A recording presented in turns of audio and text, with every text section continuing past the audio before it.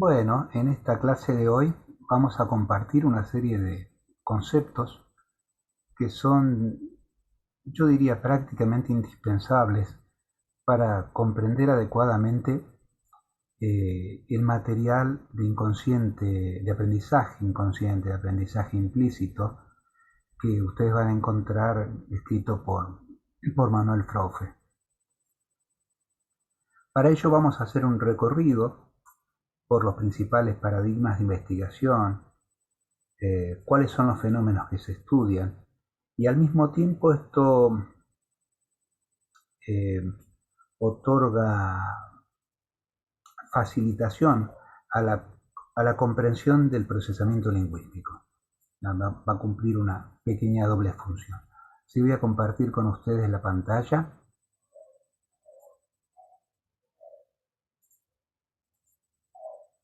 Ok. Esta clase se denomina priming, enmascaramiento y toma de decisión lexical. Yo no recuerdo si ustedes ya han tenido oportunidad de enfrentarse con la idea de priming. Se pone en inglés porque en realidad no tiene traducción directa al castellano, aunque eso, fíjense que eso es una conjugación.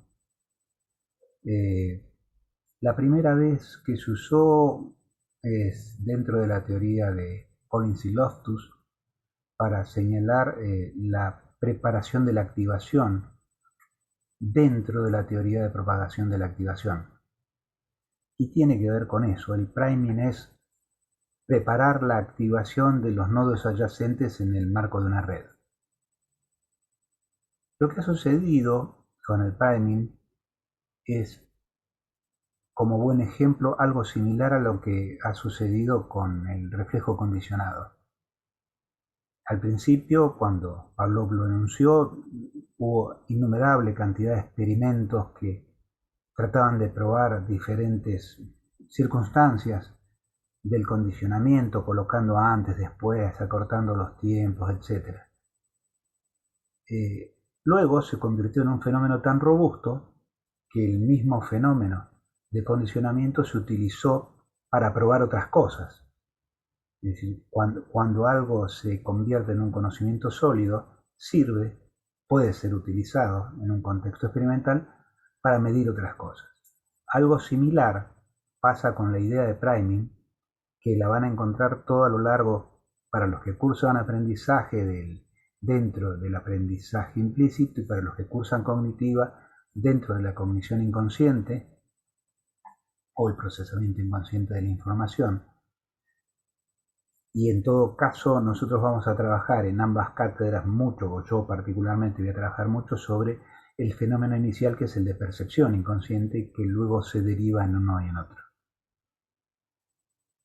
Este priming, que es un fenómeno robusto asociado a esta memoria implícita, hace que la exposición a un estímulo active la representación de ese estímulo durante un periodo de tiempo, de modo tal que sea capaz de actuar como facilitador o inhibidor de la presentación de un estímulo siguiente.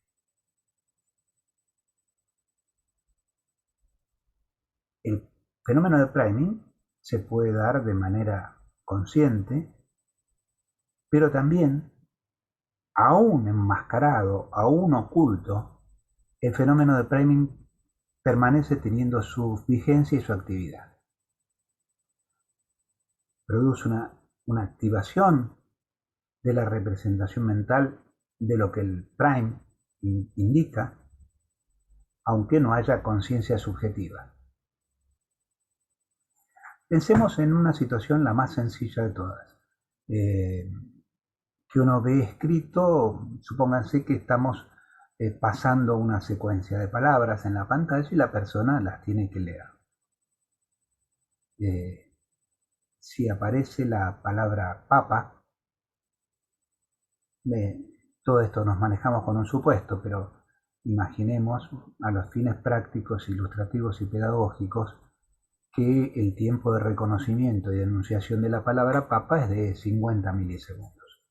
Si una persona media lee y dice papa, obviamente estamos hablando de miembros de nuestra comunidad lingüística, ¿verdad? Ve y lee papa en 50 milisegundos. ¿Qué creen ustedes que sucederá si la palabra que lo sucede vuelve a ser papa? Los tiempos se acortan. O sea, es como quien busca en una guía y buscó un apellido y la guía quedó un poquitito abierta, marcada en esa parte del texto. Entonces, luego tenemos que buscar algo que o bien es la misma palabra o bien es una palabra muy próxima y hay como una facilitación y volvemos a encontrar más rápido esta palabra. Ahora supónganse que esta palabra papa funcionase enmascarada. Ustedes ya saben lo que es enmascaramiento, lo hemos comentado en otra clase, pero recuerden que de todas maneras es una técnica por la cual cae una especie de sopa de letras que inhibe el procesamiento cognitivo que permite la representación consciente de lo que estamos leyendo, aunque queda activa la representación de lo que estamos leyendo. Es decir, tenemos una lectura inconsciente o activamos una representación sin conciencia subjetiva de parte de la persona. Bien, imaginemos que esa palabra papa viene enmascarada, sin embargo, produce exactamente el mismo fenómeno que si no viniese enmascarada. Igualmente, si después de papa volviese a aparecer papa, los tiempos de lectura caerían, por ejemplo, de 50 a 40 milisegundos. El tema es, uno de los problemas es cuáles son las técnicas experimentales más utilizadas para evidenciarlo, para ponerlo de manifiesto. Ahora pasamos a la próxima. Las técnicas más comúnmente utilizadas es el nombramiento, el naming, que es lo que comentábamos recién. Simplemente la persona tiene que leer la palabra que aparece en la pantalla, la palabra, y también puede ser, llegado el caso, también la imagen, si estuviésemos trabajando con aspectos figurativos o por algún motivo nos interesa particularmente el reconocimiento de imagen. El problema del naming, del nombramiento, de la lectura, es que ofrece algunos inconvenientes para, hola Mariana, para medirlo. Porque cuando una persona, o sea, en realidad uno lo que coloca es un aparatito denominado llave de voz. La llave de voz no es semántica, simplemente indica que la persona comenzó a hablar. O sea, lo que toma es que la persona está hablando. Ahora, ¿qué sucede? Si ustedes están midiendo el momento en que la persona empieza a contestar, en este caso a leer la palabra que está en la pantalla, podría suceder que la persona diga ¿no? O que simplemente carraspee. Y esto les va a dar que comenzó a hablar cuando en realidad estaba carraspeando o dijo una muletilla tipo ¿verdad? Es decir, que hay un delay, hay un problemita que hace que sea bastante más, más complicado la toma de los tiempos cuando es por inicio de vocalización. O sea, hay mucho. Bueno, también podría suceder que en contextos de una habitación que no está lo suficientemente insonorizada, se filtre un sonido de afuera y genere una interferencia cuando la persona no había comenzado a dar la respuesta. Por eso, esta otra técnica que se llama toma de decisión lexical es bastante más robusta, digamos, como técnica que la anterior. Lo que pasa es que en principio la otra es mucho más sencilla, es más sencilla de implementar. Para que haya toma de decisión lexical, uno tiene que contar, y ahí la dificultad, con un pool de palabras que pertenecen a nuestra lengua, esa es fácil, pero también un pool de palabras que son no palabras, es decir, que tienen todas las características de palabras de nuestra lengua, pero que en sí mismas no son palabras. El ejemplo que colocamos acá es camo. Cama es una palabra de nuestro lenguaje, cima es una palabra, como es una palabra, pero camo no es una palabra, es una no palabra o una pseudo palabra. Fíjense que no tiene ningún tipo de restricción para que camo, como estructura ortográfica, sea parte de nuestra lengua corriente. Podría hacerlo perfectamente. Esa combinación de vocales y consonantes es absolutamente aceptada, digamos, en nuestra lengua corriente. Simplemente no se le ha atribuido ningún significado a ese conjunto de letras.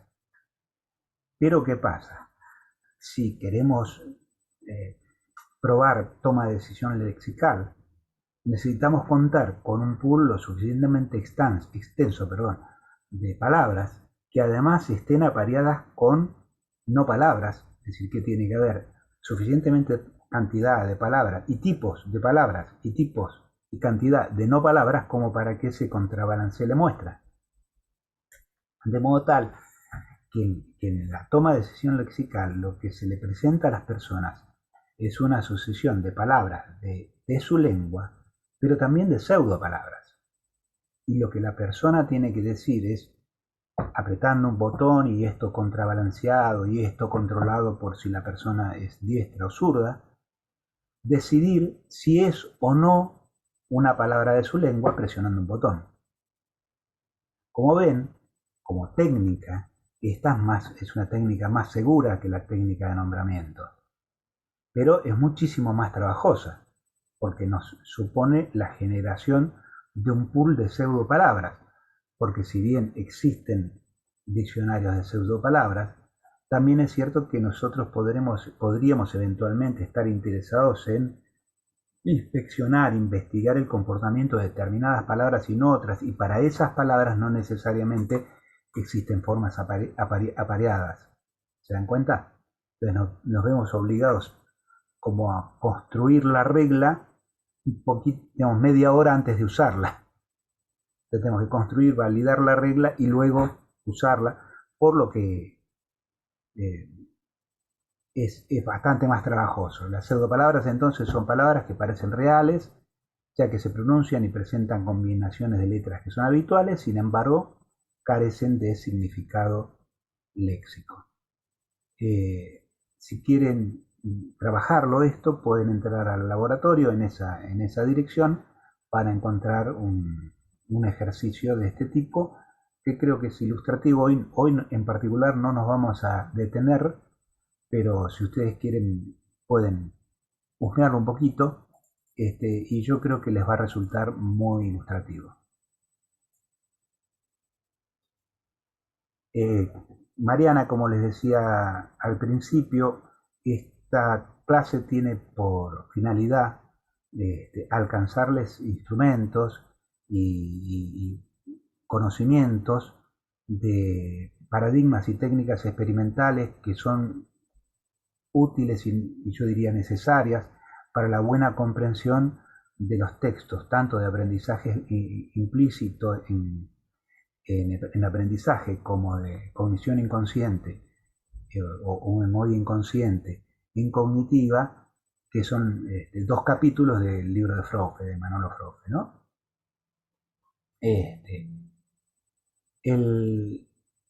Hay diferentes tipos de priming.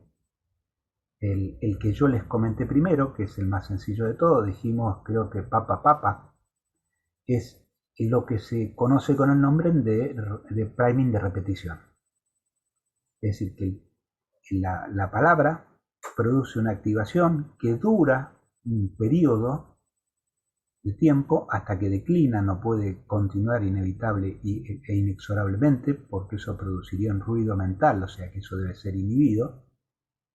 Sin embargo, los procesos de facilitación se pueden asociar con procesos de condicionamiento clásico y lograr resultados sorprendentes. Aunque me estoy yendo del texto, les doy un ejemplo ilustrativo de esto último que dije.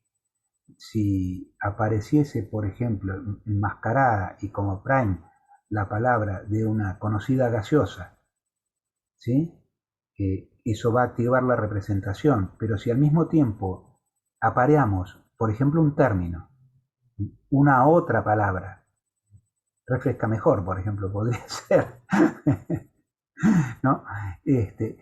Y lo apareamos la suficiente cantidad de veces. Es más, podemos hacer que ambos o cada uno o ambos términos sean implícitos, sean ocultos. A la salida va a haber un aprendizaje que es parecido a una inoculación inconsciente, pero que en términos reales no es una inoculación inconsciente, sino un condicionamiento clásico, aprovechando los fenómenos de priming y aprovechando, digamos, los fenómenos de pérdida de conciencia subjetiva de la palabra en cuestión, producto del enmascaramiento. ¿Se entiende? Si la técnica en realidad de inducción subliminal es un poquito más sofisticada que lo que nosotros pensaríamos en un primer momento, pero esto lo vamos a ver después más tranquilo también. Sí, Mariana, querías hablar, querías preguntar algo. No te escucho por algún motivo. A ver,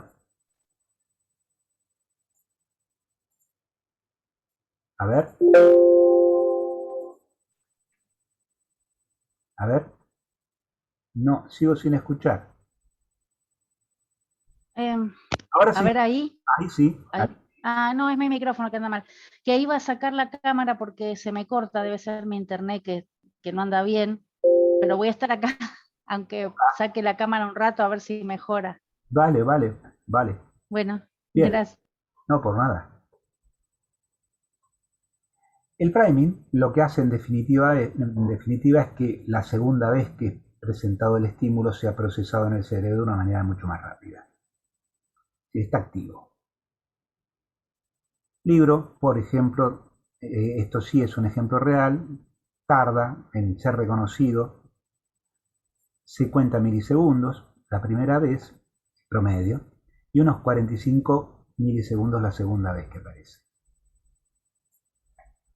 Aquí tenemos otro priming interesante, que es el priming fonológico, que es un facilitador, pero relacionado con la relación fonológica entre la palabra target y la palabra prime, como sería, por ejemplo, camión y canción, al punto que camión requiere alrededor de 70 milisegundos si aparece precedido por sin estar precedido por un facilitador, y tarda 60 minutos, 60 milisegundos, si es precedido, por ejemplo, por camión. Es decir, que eh, el solo hecho de que tenga una similitud fonológica también induce y facilita la velocidad de procesamiento y la activación mental de la representación considerada. Esto eh, es tan sutil y tan interesante que en realidad ustedes saben que en los hablantes de nuestra, por lo menos en los hablantes de lenguas románicas, ¿no? O sea, derivadas del latín, que además se leen de izquierda a derecha y de arriba a abajo, eh, aun, se ha llegado a demostrar, aunque parezca casi increíble, que por medio de priming, que somos capaces de reconocer el formato silábico vacío, es decir, la combinación, por ejemplo, consonante-vocal contra otra combinación consonante-vocal, por decir así, papa y maca. Maca es facilitado por papa porque ambos empiezan con la sílaba consonante vocal, aunque no sean exactamente la misma palabra. En un paso superior a este existe priming silábico, Está bueno pensarlo en términos del diccionario o de la guía telefónica, como les comentaba hoy temprano, porque es como que quedó abierto por ese lugar. Y entonces es probable que cuando uno busque se encuentre con una palabra que empieza en la misma letra y probablemente en la misma sílaba. Si quieren hacer algunos ejercicios de priming fonológico, también los pueden encontrar en esta dirección del LabSI.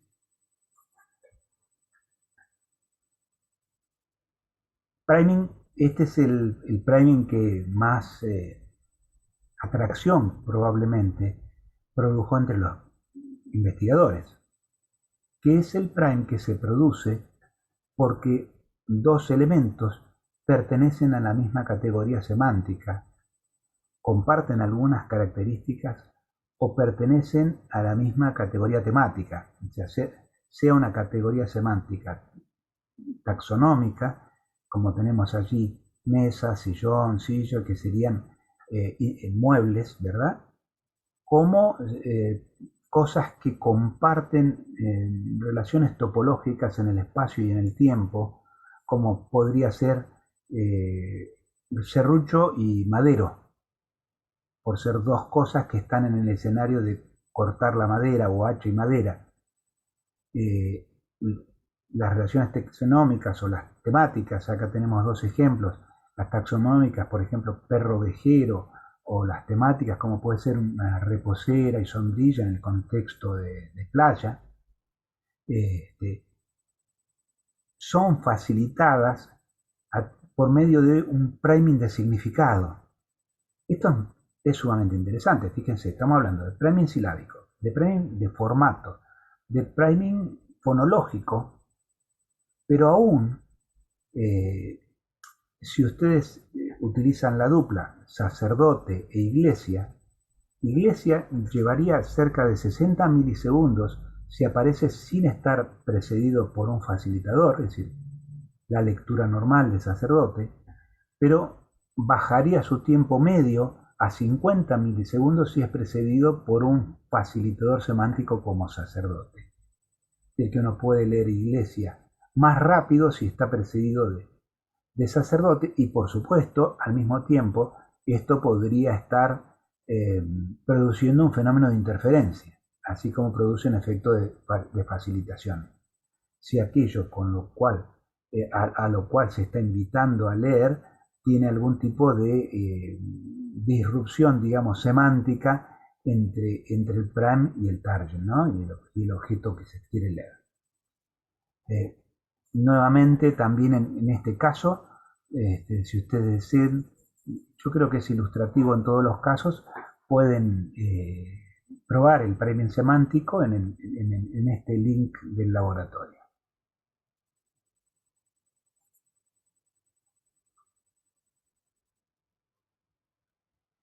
Esto es lo que veníamos comentando hace unos minutos. Se logra el mismo efecto cuando el prime no es percibido. Con aquí está formulada la pregunta. Dice, ¿se logra el mismo efecto cuando el prime no es percibido conscientemente? El priming está asociado por un lado a la modalidad perceptiva. Puede haber priming visual, auditivo y hasta hay priming olfativo. A su vez, cuando es verbal, puede ser figurativo o fonológico. Puede aparecer la palabra, puede aparecer la imagen, o puede aparecer la palabra escuchada, ¿verdad? O sea, verbal, fonológica. Ustedes saben quiénes trabajan en priming olfativo y gustativo.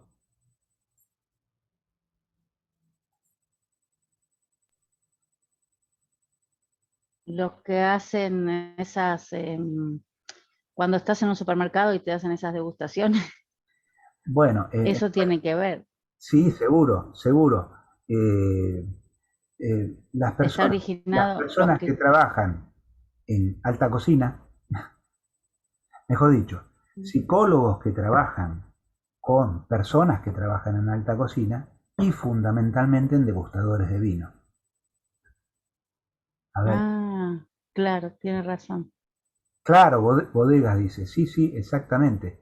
Hay gente, de hecho también hay en Argentina, hay una chica, Eugenia, que trabaja específicamente en priming gustativo, y hasta donde sé había hecho también alguna incursión en priming olfativo para una compañía de perfumes. Ese es el otro, obviamente, y que no poco interesante, ¿no? ¿Cómo se ha hecho para que la persona no tenga conciencia subjetiva de haber percibido algo? Bueno, hasta aquí nosotros hemos dicho, yo dije genéricamente, pues necesita avanzar algunas técnicas, o una técnica que era el enmascaramiento en particular. Pero veamos, hay varias técnicas que se han usado, inclusive yo diría históricamente, para la supresión de la conciencia subjetiva. La más conocida de todas, la más, es aumentar o disminuir, sería disminuir, aumentar la velocidad o disminuir el tiempo de exposición. Por debajo de los 40 milisegundos es difícil, ya empieza a ser muy difícil que tengamos lectura consciente. Por supuesto que este fenómeno está asociado a la agudeza visual, y esta a su vez generalmente está asociada a la edad. Pero en principio hay porque el tema acá es disminuir el tiempo de exposición, pero hacerlo en un punto que no mate el estímulo. O sea, en realidad hay un entorno en el cual dejamos de tener la representación consciente, la conciencia de estar viendo tal o cual palabra, pero todavía mantiene la posibilidad de activar la representación, y hay un piso por debajo del cual no nos da el tiempo para tener capacidad de procesamiento, ni siquiera para activar la representación. Es decir, que estaríamos matando el estímulo. En ese entorno es que trabaja la posibilidad de activar representaciones sin conciencia subjetiva. Por debajo de eso no hay activación posible, porque no hay procesamiento. ¿Se entiende? La otra forma que se ha utilizado mucho es para los estímulos figurativos, la degradación de la calidad del estímulo. Ven acá el perrito dálmata, digamos, que está con gran cantidad, digamos, de pérdida de referencias, de líneas, pero que de todas maneras mantiene la suficiente calidad como para que la podamos reconocer.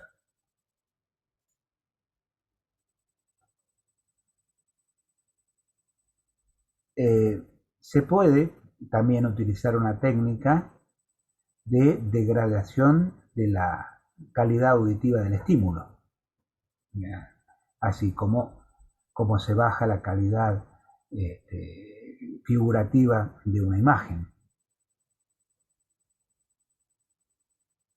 Hay otro fenómeno que no sé si está más adelante, también auditivo, que es la escucha dicoica. No sé si está más adelante, a ver.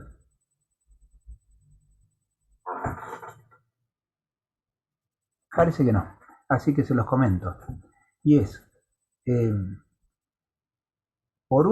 se ponen unos auriculares, y por un oído se ve cuál es el oído dominante, todo lo mismo que con poblaciones contrabalanceadas, etcétera, etcétera. Es decir, dado todos los cuidados experimentales, en definitiva, por un oído entra una actividad, entran estímulos por una actividad.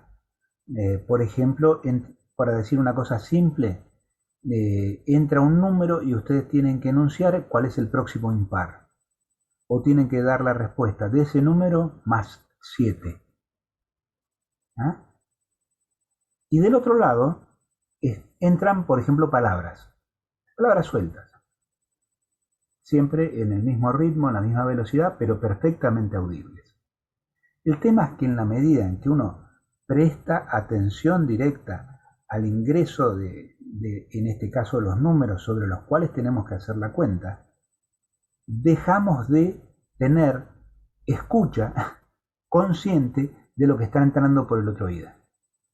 Es más, si en algún momento alternamos y le prestamos atención, nos equivocamos en la respuesta que damos, porque es imposible hacer las dos actividades al mismo tiempo. Es decir, que uno tiene hasta un control de cuando la persona dejó de prestar atención, o mejor dicho, prestó atención al estímulo al cual no debería estarle prestando atención. Y lo curioso es que esto también genera un fenómeno de activación de representación sin conciencia subjetiva de aquellas palabras a las cuales no le prestamos atención porque estábamos ocupados en resolver el problema de lo que nos pasaba en el otro oído. Finalmente, una de las técnicas más firmes es el enmascaramiento, que como les contaba es la aplicación a los 40 milisegundos posteriores a la presentación del estímulo de una especie de sopa de letras que tapan totalmente el estímulo presentado. Hay que hacer la salvedad que está allí, que es, si se hubiera el tiempo en el cual se ve el estímulo, es suficiente como para que la persona lo lea corrientemente. Es decir, te ponen un estímulo, la palabra botella, que está presente durante 60 milisegundos, y eso le alcanza a cualquiera para leer la palabra botella. Lo curioso es que después de eso, inmediatamente 40 milisegundos después, cae la máscara, y lo que vemos, en lugar de lo que la impresión subjetiva de lo que creemos ver, en lugar de las letras que se corresponden con la pantalla botella, es como un parpadeo color oscuro, o sea, como que pasó algo, pero pasó algo como lo que percibimos cuando parpadeamos. Ya no se ve nada. Es notable este fenómeno. Y lo pueden ver en este link del laboratorio.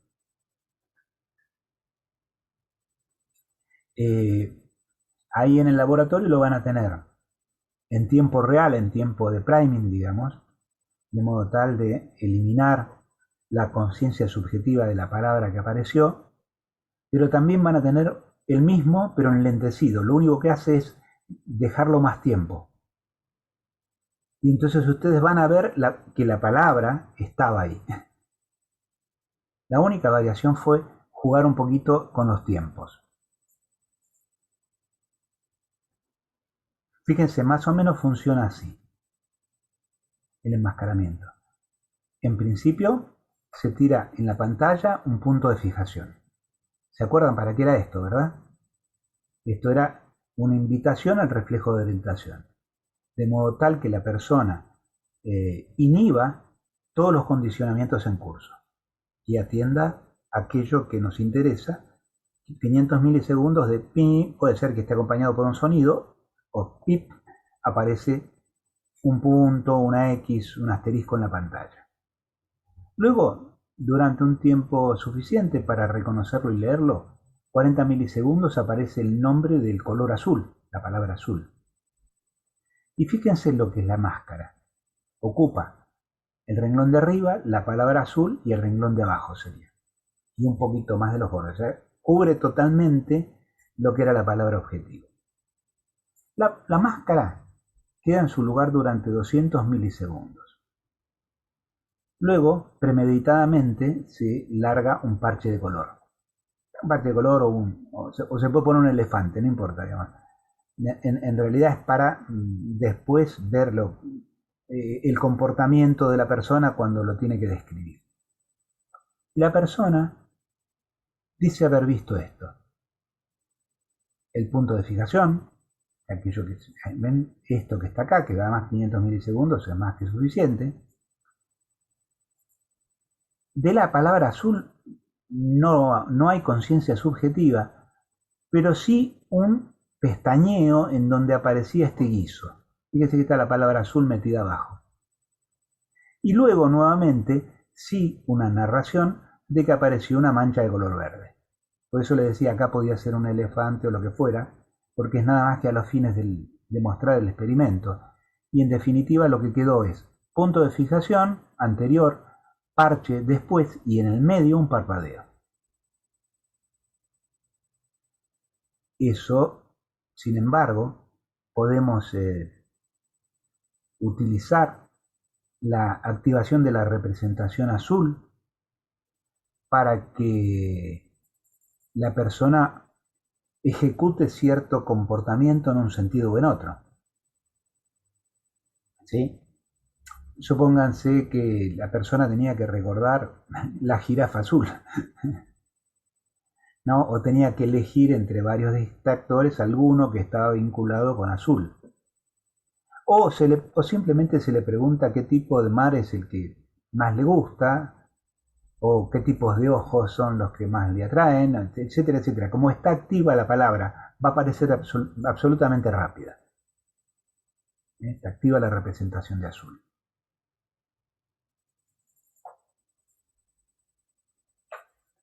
Como les decía hace un ratito, el priming en sí mismo puede ser positivo o negativo, facilitador o inhibidor. Se denomina positivo cuando acelera la velocidad de procesamiento del segundo término.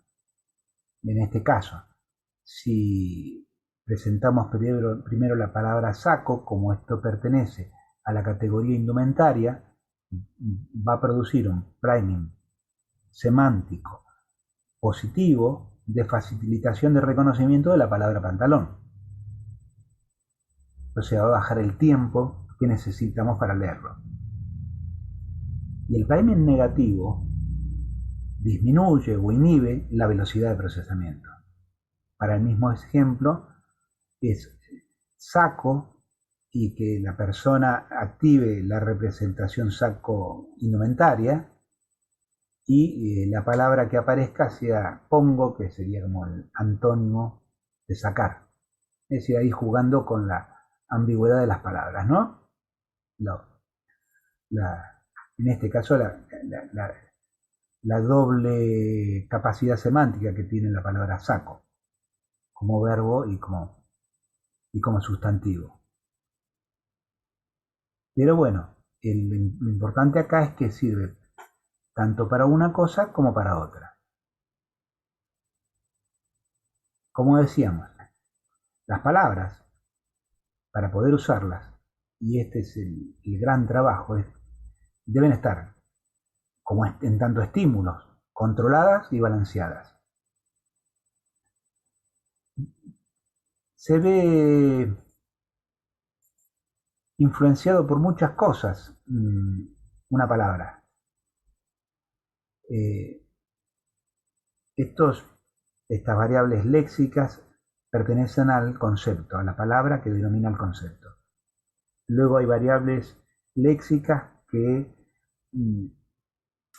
se aplican a las propiedades de los conceptos. Pero estas son de los conceptos. Una de ellas es la frecuencia lexical. Concretamente, ¿cuántas veces aparece esta palabra por millón de palabras en nuestra lengua?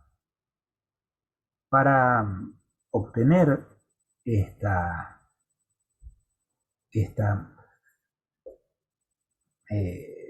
frecuencia hay que recurrir a bases de frecuencia. ¿Qué es lo que hacen? Toman medios digitalizados, por ejemplo, los diarios de mayor circulación de los días domingos del país, por ejemplo, los programas televisivos más vistos en tal momento, algún libro que eventualmente esté en ese momento de gran boga y discusión, una revista o revistas, y con ese combo se busca cuántas veces por millón aparece tal palabra y se hacen bases de datos. No tenemos muchas bases de este tipo en español rioplatense.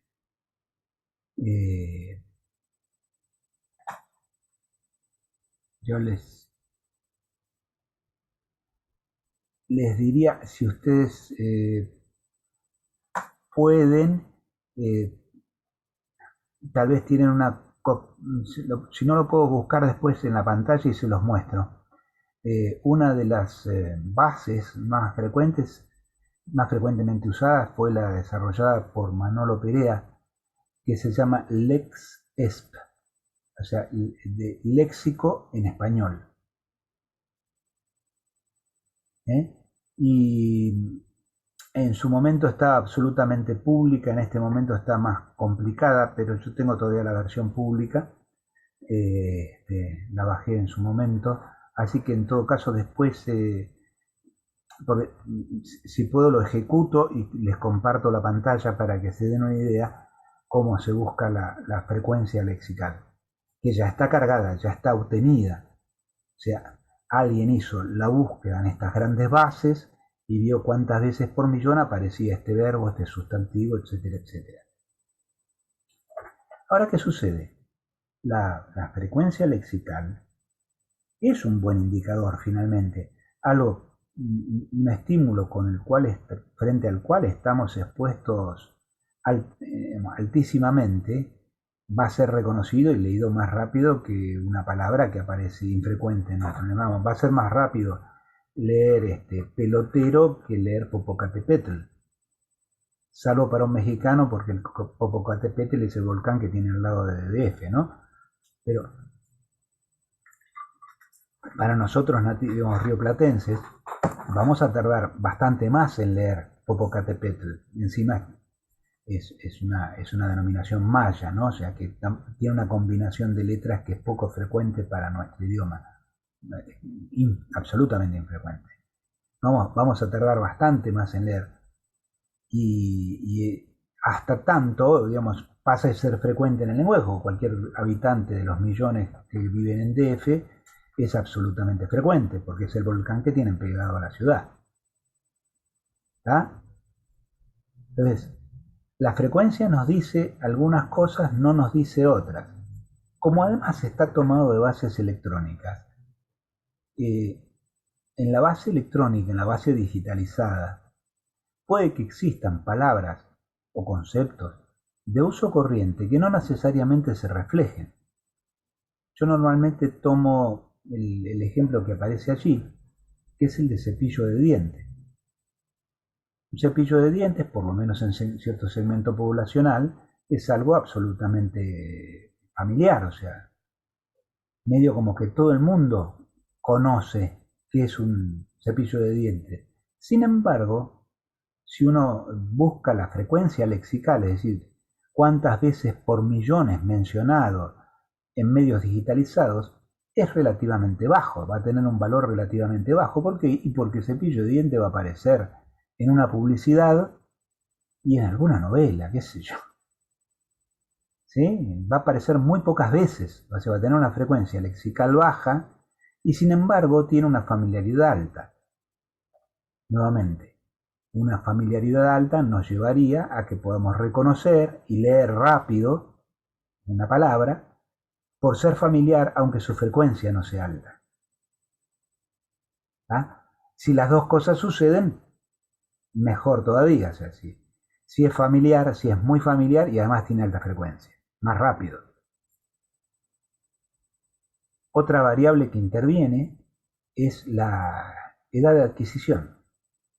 Cuanto más temprano adquirimos una palabra en la vida, la reconocemos más rápido y si la tuviésemos que discriminar cometeríamos muchísimos menos errores. También interviene la longitud de la palabra. Una palabra relativamente corta, digamos de hasta 3 sílabas, en general lleva a incurrir en mucho menor cantidad de errores y tienen menor tiempo de reacción que palabras largas que son relativamente complejas.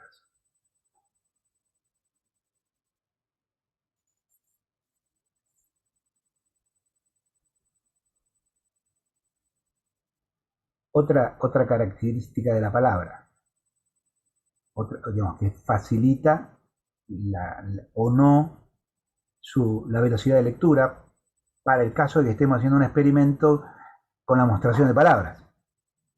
Fíjense que cada una de estas cosas debe estar controlada y balanceada cuando uno las propone como reactivo para tratar de demostrar algo. La lexicalidad es el efecto de palabra, no palabra, que es lo que estábamos charlando hace un ratito, que es el tiempo que tarda en responder positivamente a una palabra que siempre es menor que responder no es una no palabra.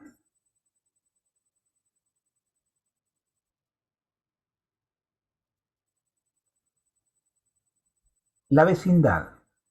Este es un factor que se utiliza en palabras escritas.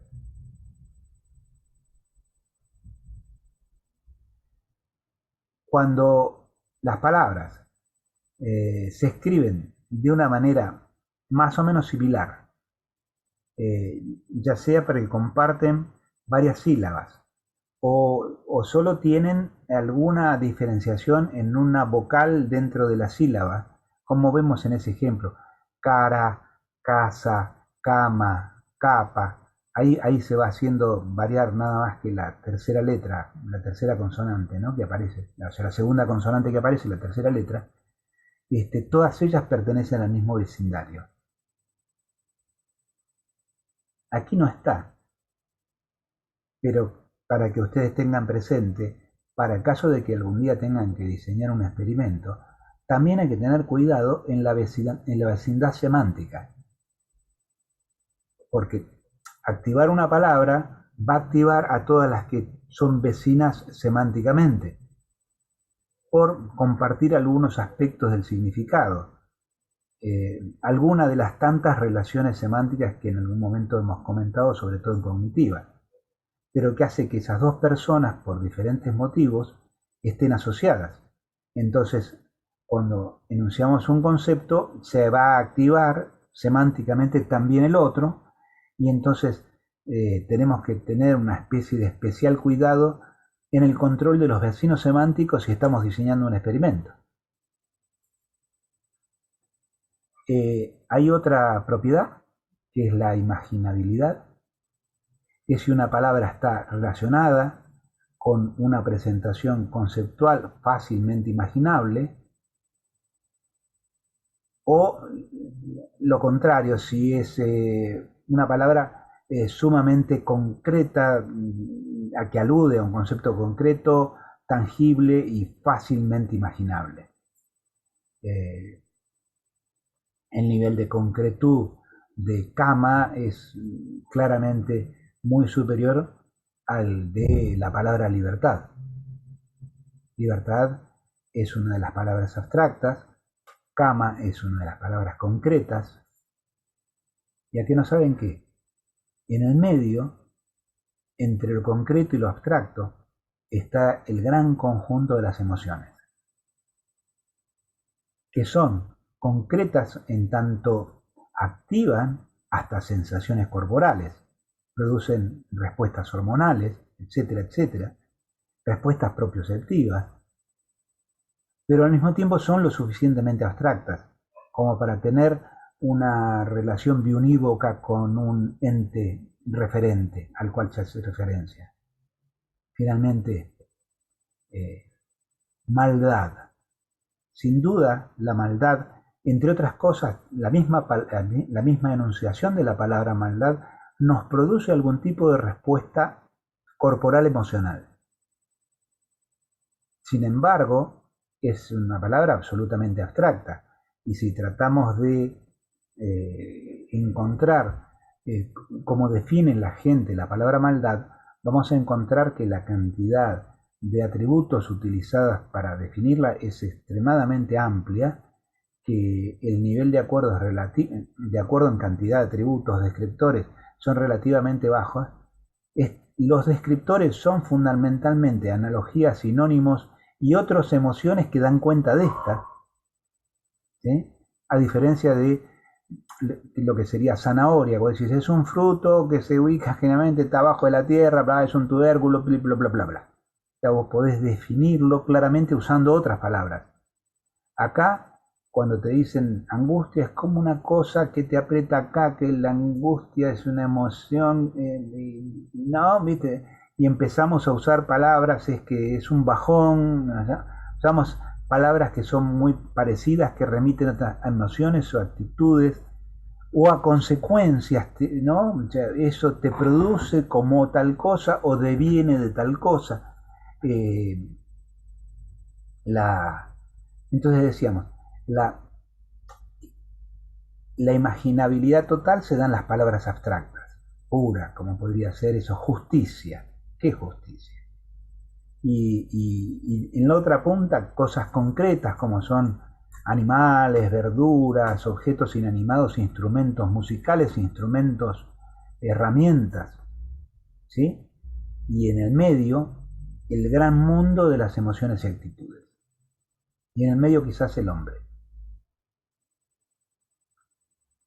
Finalmente, una palabra, esto es lo que yo había dicho antes, se reconoce antes y más rápido si es semánticamente próxima a la otra.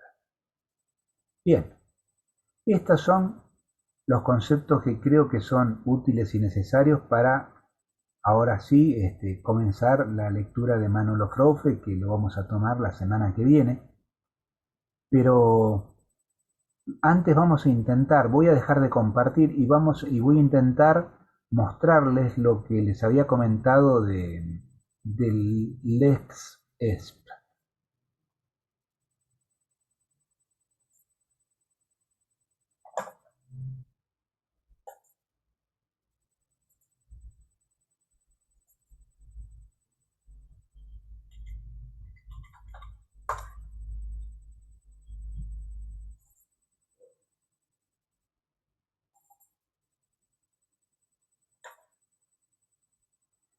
Un segundito, se está cargando, en este momento se están cargando todos los archivos. Bueno, parece estar funcionando.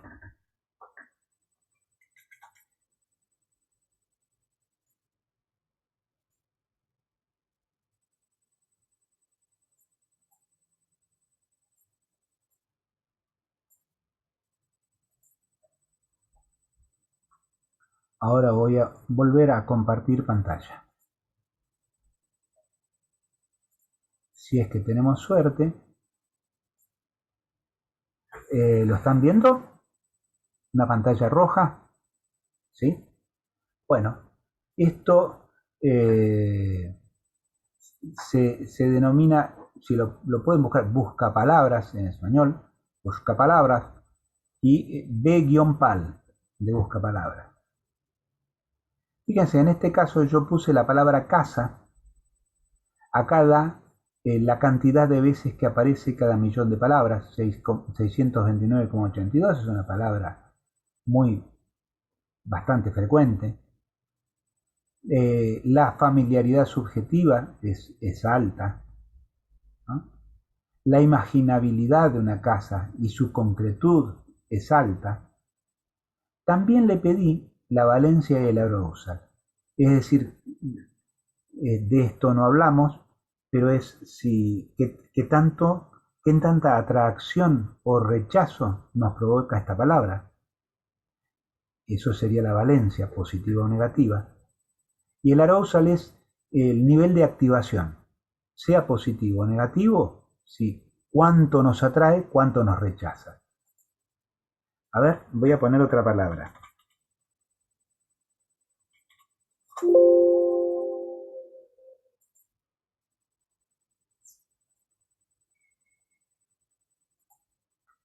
Ahí puse perro. Perro es menos frecuente, bastante, fíjense, bastante menos frecuente que casa. Sí tiene una familiaridad subjetiva altísima. O sea, en los textos, en la búsqueda en los textos, aparece muchísimas más veces la palabra casa que la palabra perro. Parece que la palabra perro que uno diría, es muy familiar. Sí lo es muy familiar. Pero eso no quiere decir que tenga una alta frecuencia lexical. Es decir, que aparezca muchas veces en medios digitalizados.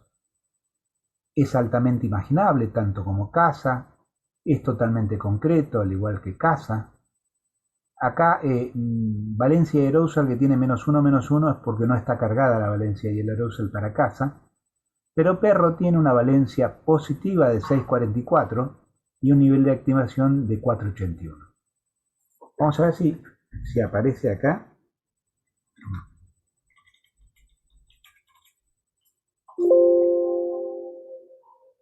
Ufa.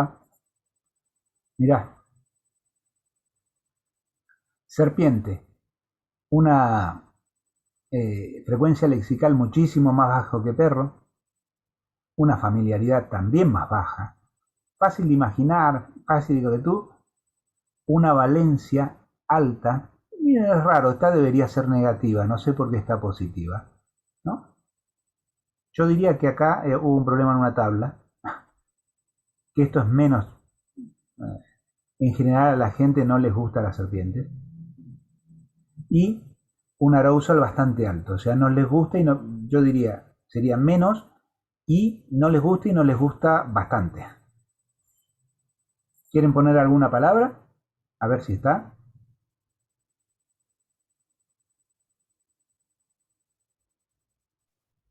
¿Y algo más abstracto podemos poner o no? Mirá, esto ¿O tiene no sirve? unos miles de palabras, pero no están todas. Posiblemente en la versión paga, que ahora Ah, está en línea, sí, pero la podemos buscar, no hay ningún problema. Si no está, no está. No, no, no, no importa, cualquiera, la más uno, no sé, a pongamos ver, amor o amor. tristeza o muerte. Amor. Está amor. No tiene valencia y arousal. Sí, Tiene frecuencia lexical, familiaridad, imaginabilidad, concretud y bueno. claro, eso quería ver. Concretud se refiere a que uno cree que es algo concreto o es algo abstracto Sí, o no tiene sí, que ver sí, con es eso. eso, es eso, es eso, sí, sí, Ah, perfecto. sí, Es sí. como que Es, es, claro, es es mucho menos más concreto abstracto que concreto. ¿ves que es mucho menos Que, concreto que casa, perro, claro, serpiente? La gran dificultad de la generación de la construcción de estas tablas es que en términos generales, estos, salvo la frecuencia lexical, que la podés hacer mm, matemáticamente, no, simplemente haciendo data mining, como se dice ahora, las otras requieren consultar a personas y que las claro. personas se escalen entre 1 y 7. ¿Qué tan cosa, qué tan concreto, qué tan imaginable, qué tan familiar, qué tanto temor, qué tan positivo, qué tan, etcétera? Y las personas, miles de personas tienen que escalar y poner un valor y entonces vas a tener un valor confiable en la medida en que esto este, tenga un volumen importante de gente. Nosotros con Matías hicimos un trabajo que ahora fue aceptado, así que va a salir publicado, justamente porque es tan tedioso, es tan trabajoso la construcción de este tipo de tablas, que lo que hicimos fue construir a partir de un pool importante de valencia y arousal, de atracción positiva, negativa y monto de palabras ya dadas, generamos una red neuronal que aprendió a clasificarlas y entonces después cuando se le encuentra una palabra nueva, ven el nivel de asociación entre la palabra nueva y la palabra preexistente y es capaz de otorgarle un significado de tipo positivo o negativo y con qué variabilidad, con qué monto, con qué arousal. Este, lo hemos puesto a prueba con buenos resultados. Lo que hicimos fue trabajar con 1.300 palabras más o menos que teníamos y lo segmentamos en 10 partes, entregamos la red dejando un 10, un 20% afuera, con el resto, y después las que teníamos afuera, que nosotros teníamos los valores dados por las personas, pero no se los ingresamos, le ingresamos como palabras nuevas. Y entonces tuvo que clasificar estas palabras nuevas, pero que nosotros sabíamos el valor que le había asignado a las personas, a ver qué tan bien las clasificaba. Y las correlaciones de arousal de Valencia fueron muy buenas, andaban cerca del punto 78, o sea, casi la pegaba casi en un 80%. Y en cambio la magnitud no, tenía una fluctuación, andaba cerca del 60%. Claro, es más fácil estimar si algo te gusta o te disgusta que decir cuánto, ¿no? O sea, ¿cuánto te disgusta? ¿6 o 7? ¿Qué sé yo?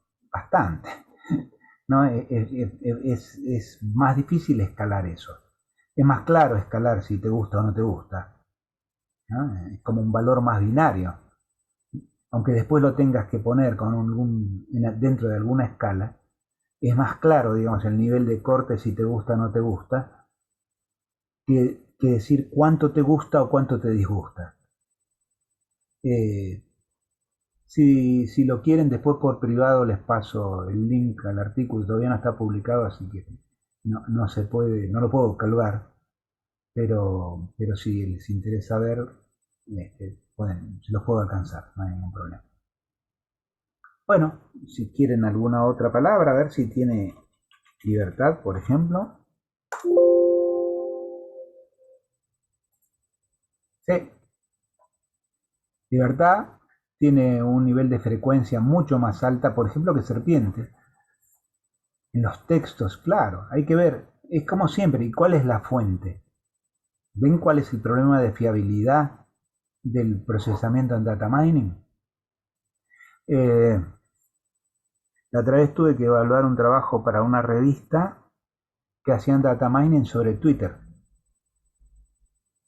Entonces, en realidad lo que estaban haciendo eran trabajar sobre millones y millones de tweets.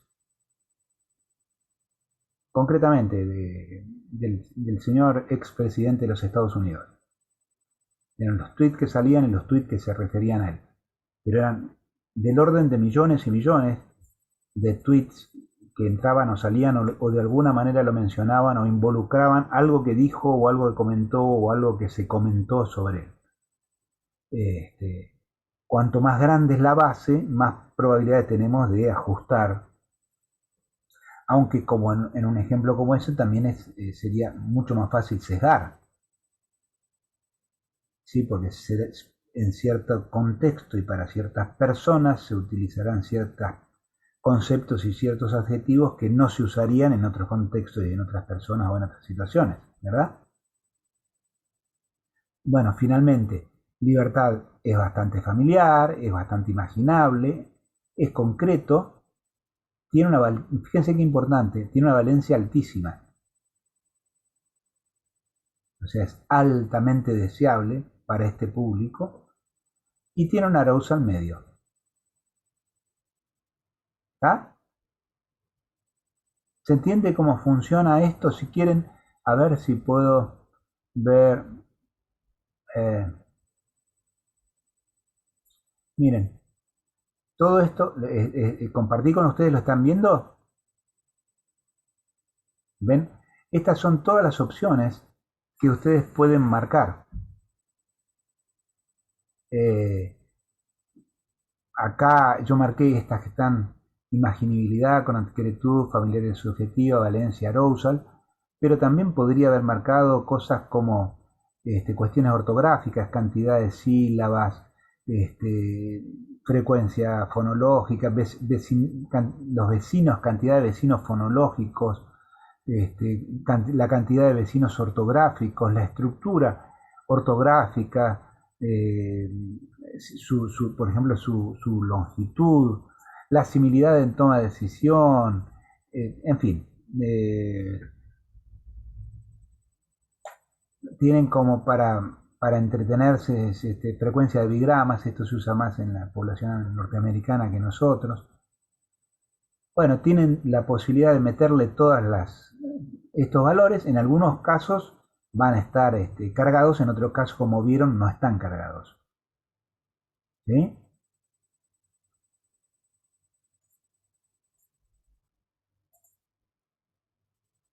Ahí, ven, en vecinos ortográficos están cargados para casa y perro, por ejemplo. Ah, y para amor. Para los otros no están cargados.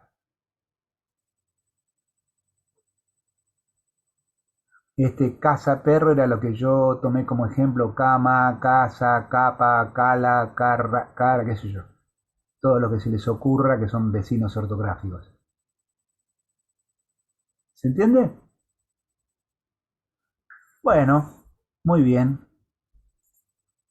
Entonces, ¿alguna consulta? ¿Cómo estamos?